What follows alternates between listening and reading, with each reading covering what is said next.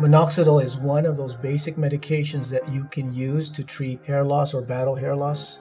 What it does is it stimulates the hair to stay in the anagen or the growth phase.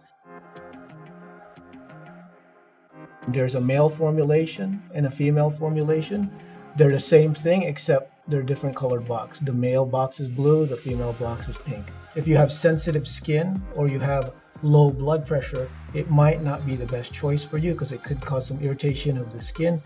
Remember, minoxidil is actually originally an anti-hypertensive drug.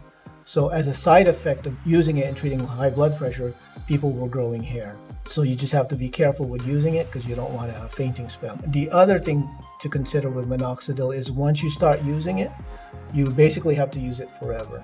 What it does is it promotes movement of all of the hair follicles towards the growth or anagen phase.